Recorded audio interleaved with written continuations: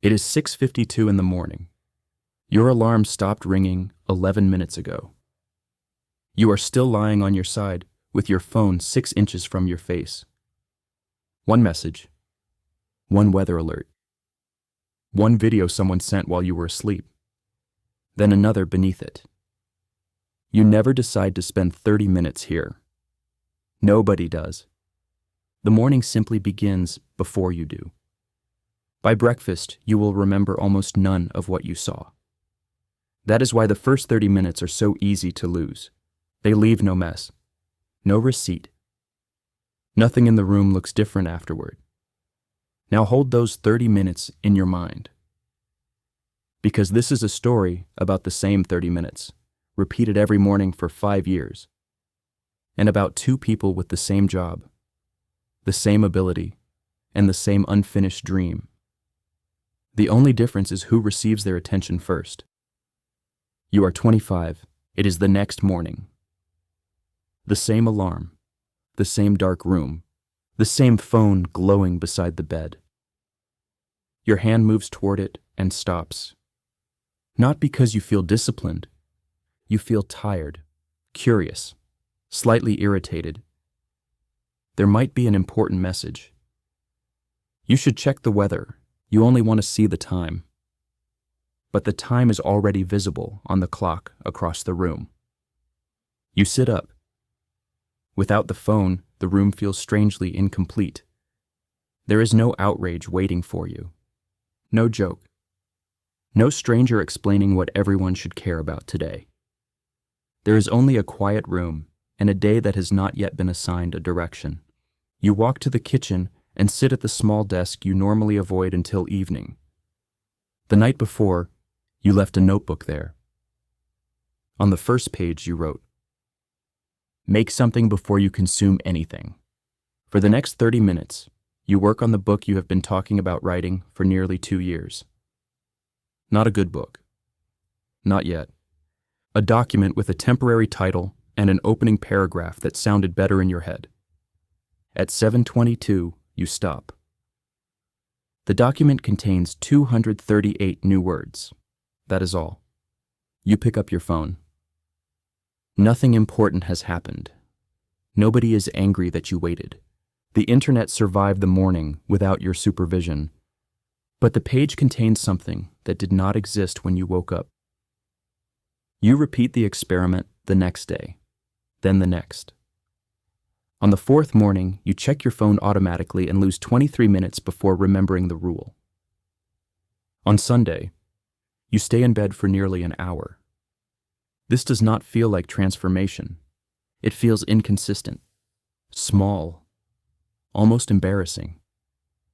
But on most mornings, before anyone else enters your mind, you add a few hundred words to something of your own. 1 week passes. You have protected 3.5 hours. Your manuscript is 12 pages long. 12 bad pages. At lunch, you mention the experiment to your coworker, Daniel. Daniel is the same age as you. Smart, funny, quick in meetings. He has been talking about starting a podcast for longer than you have been talking about the book. He asks how much you have written. 12 pages, he says. Then he laughs. Not cruelly, honestly. I could write 12 pages this weekend. He probably could. Daniel can do most things quickly when he finally starts. That has never been the problem. Every morning, Daniel reaches for his phone. Messages, sports, news, comments, videos.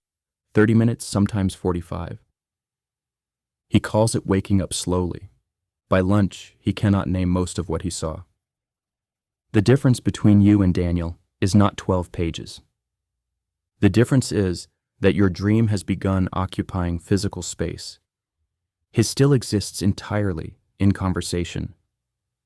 1 month passes. You have protected roughly 15 hours.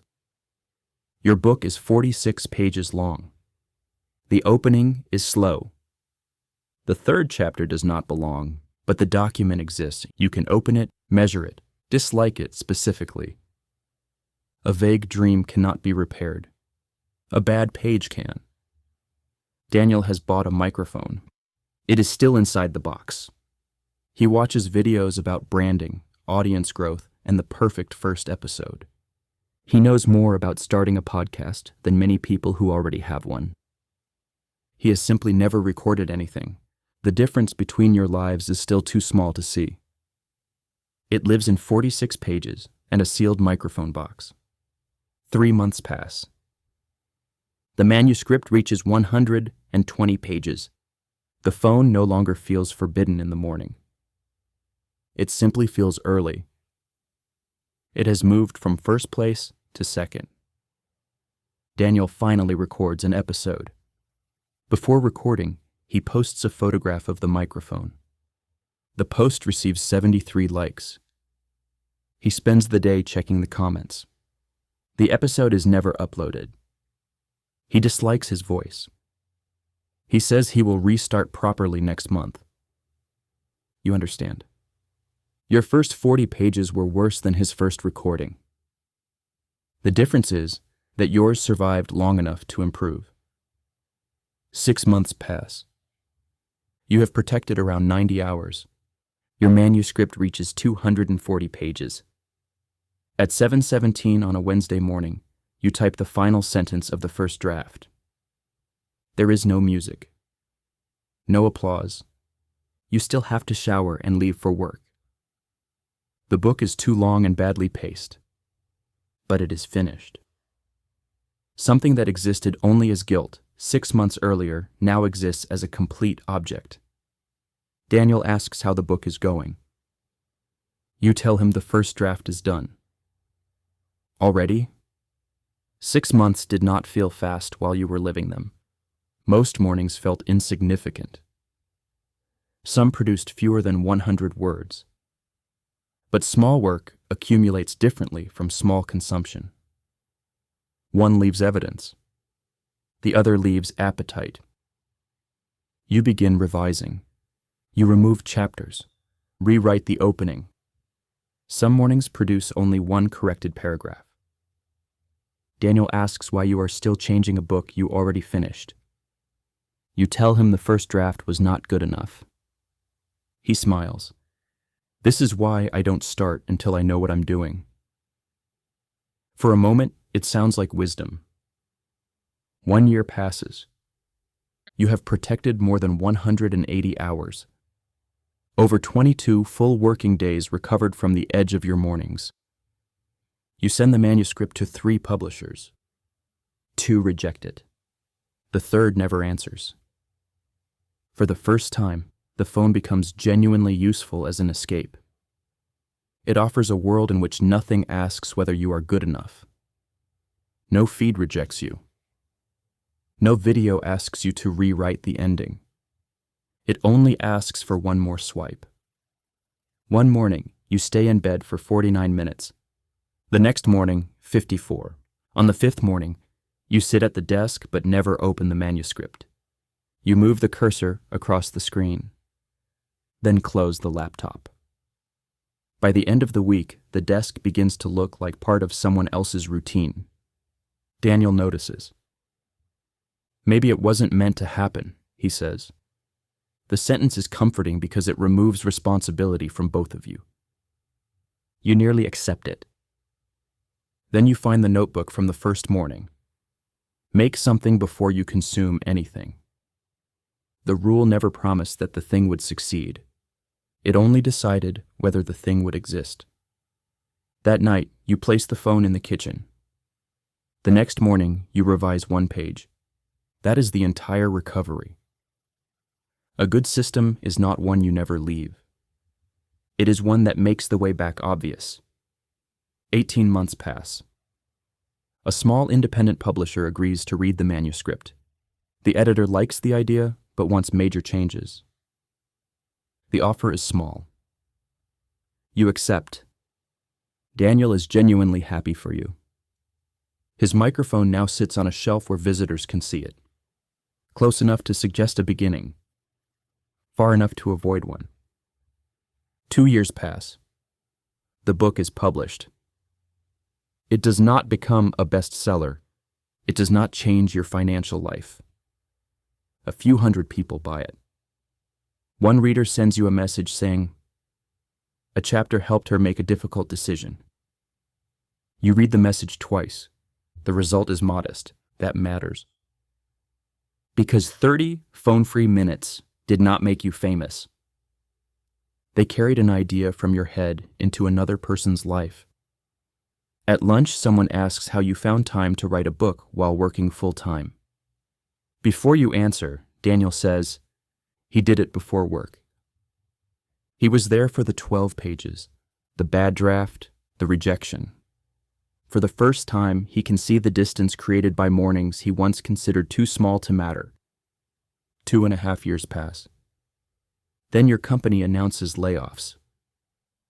The next morning, Daniel checks his phone before his feet touch the floor. Rumors, screenshots, anonymous posts. He reads for more than an hour. By the time he leaves bed, he knows 20 possibilities and no facts. You almost do the same. Instead, you sit at the desk. You cannot concentrate on the next book. So you open your portfolio, the manuscript drafts, the published work, a handful of essays written since. You update your resume. Contact the editor. Send 3 emails. 30 minutes does not remove the fear. It gives the fear a direction. A week later, both you and Daniel lose your jobs. Same company, same salaries, same morning. Daniel is capable. He has strong experience. But when applications ask for evidence of independent work, he has ideas, research, and an episode that was never uploaded. You have a finished book, an editor who will recommend you, and hundreds of mornings proving you can work without supervision. The book does not save you. The habit behind it helps. The pages became a portfolio long before you knew you would need one. Within 2 months, you take a role involving writing and strategy. Daniel finds another job too.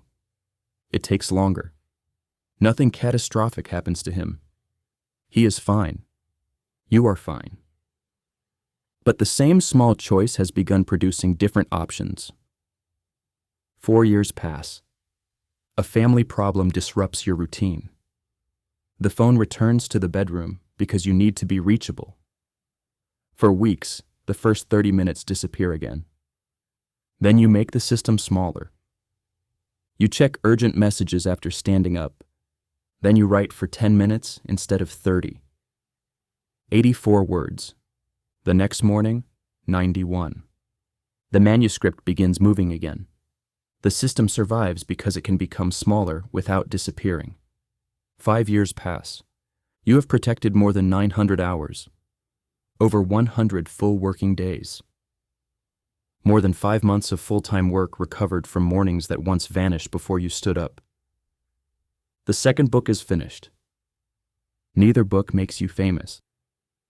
Together, they have created skills, relationships, opportunities, and evidence that did not exist 5 years earlier. Daniel has lived the same 5 years. He worked hard, changed jobs, earned money, enjoyed his life.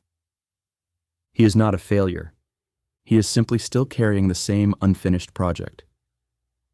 At lunch, 5 years after he laughed at your 12 pages, Daniel asks how many books you have written now. You tell him 2. He looks at the table, then at you. Do you think it's too late to start? You say no. And this time you believe he might. Because the difference between you was never talent. It was never intelligence. It was not even motivation. The difference was smaller. Each morning asked the same question. Will you meet your own life before you meet the world? At first, the answer created only 238 words. Then 12 pages. Then a rough draft, then rejection. Then a finished book. Then options during a bad year. The books were not the real accumulation. They were evidence of it. Somewhere right now, it is 6:52 in the morning. A phone is glowing beside someone's bed. There is a message, a weather alert, a video sent during the night. They will pick it up without deciding to. The morning will fill itself. By breakfast, they will remember almost none of what they saw. They are not weak. They are not doing anything terrible. That is the problem. 30 minutes does not look like a life decision. It looks like nothing. But repeated for 5 years, 30 minutes becomes more than 900 hours. Enough time to write 2 books, build a portfolio, or become good at something difficult. Tonight, do not design a perfect morning routine. Do not promise to wake up at 5. Do not download another productivity app. Place your phone somewhere your hand cannot reach before your feet touch the floor. Then choose one specific thing. 1 page, 1 lesson, 1 application. Tomorrow morning, give it the first 30 minutes. Then check the phone. The messages will still be there. The world does not need to be ignored. It simply does not need to be first. 5 years from now, you may not remember the first morning. There will be no dramatic moment when the 2 possible lives separate. There will only be one answer, repeated quietly, until one morning you realize it is no longer a choice. It is simply who you are.